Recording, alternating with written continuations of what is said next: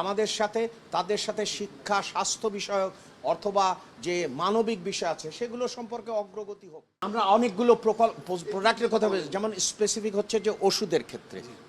তারপরে আমরা চাই যে আমাদের কৃৎকৌশলগত, যেমন মার্কিন যুক্তরাষ্ট্র কৃৎকৌশলগত বিষয়ে বা বৈজ্ঞানিকভাবে কতকগুলো বিষয়ে এগিয়ে আছে, এবং আমি স্মরণ করিয়ে দিয়েছি যে অতীতেও মার্কিন যুক্তরাষ্ট্র বিভিন্ন বিষয়ে আমাদের সাথে সহায়তা করেছেন, সেটা শিক্ষার ক্ষেত্রে, সেটা হচ্ছে কৃষি গবেষণার ক্ষেত্রে। তা আমরা চাই যে এই ক্ষেত্রগুলো আরও বাড়ুক। সামনে এসেছে সেটা হচ্ছে যে যুক্তরাষ্ট্রের সম্মতি ছাড়া অন্য দেশের সাথে বাংলাদেশে ট্রেড করতে পারবে না, এবং রাশিয়ার তেল কিন্তু আমরা বিষয়টা দেখলাম।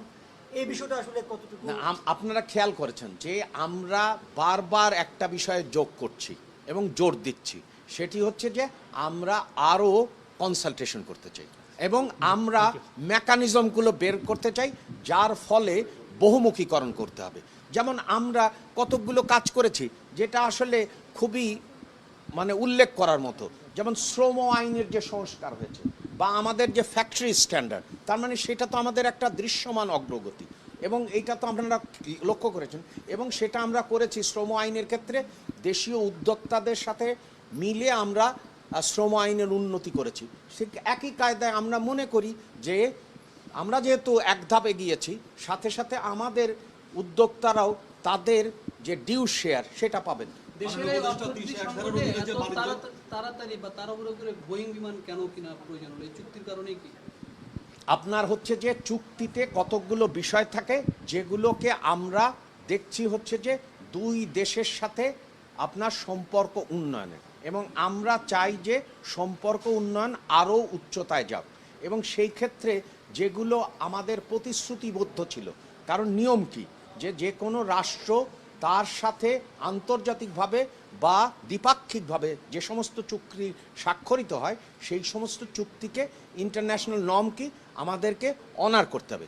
কিন্তু আমরা যে বিষয়ে জোর দিচ্ছি সেটি হচ্ছে যে চুক্তির মধ্যে যে কনসালটেশনের ব্যাপারগুলো আছে সেই কনসালটেশন এবং তার মেকানিজম বাড়িয়ে যাতে বাংলাদেশের স্বার্থকে আরও অগ্রাহ্য করা যায়, এবং মার্কিন যুক্তরাষ্ট্রে শুধুমাত্র যে এখন তো একটা পণ্য আমরা মার্কিন যুক্তরাষ্ট্রে আমাদের সবচেয়ে বড় বাজার, আমরা চাই যে আরও পণ্যের বাজার হোক। Thank you. গতকালকে বাণিজ্য মন্ত্রী বলেছিলেন যে 301 ধারার বাণিজ্য তদন্ত সেটি না হলে স্বাগতজনক, যেহেতু বাংলাদেশ অলরেডি একটা চুক্তির মধ্যে আছে। তো আজকে এই প্রসঙ্গে কোনো আলাপ হয়েছে কিনা? আমরা বারবার উল্লেখ করেছি যে আমরা অনেকগুলো বিষয়ে উল্লেখযোগ্য অগ্রগতি করেছি। কেন করেছি সেটা আমাদের নিজের থেকেই, যে আমরা চাই যে শ্রম আইনের উন্নতি ঘটুক, এবং আমরা শ্রম আইন দৃশ্যমান অগ্রগতি অর্জন করেছি এবং সবার সাথে সাথে। তো সেই জন্যে আমাদের দেখা দরকার হচ্ছে যে আবার আমরা একই সঙ্গে চাই যে আমাদের ওই দেশে আমাদের সাথে বাণিজ্য পর্যায়ে আলোচনা হোক, আমাদের সাথে অর্থনৈতিক সহযোগিতা বিষয়ক আলোচনা হোক, আমাদের সাথে তাদের সাথে শিক্ষা, স্বাস্থ্য বিষয়ক অথবা যে মানবিক বিষয় আছে সেগুলো সম্পর্কে অগ্রগতি হোক।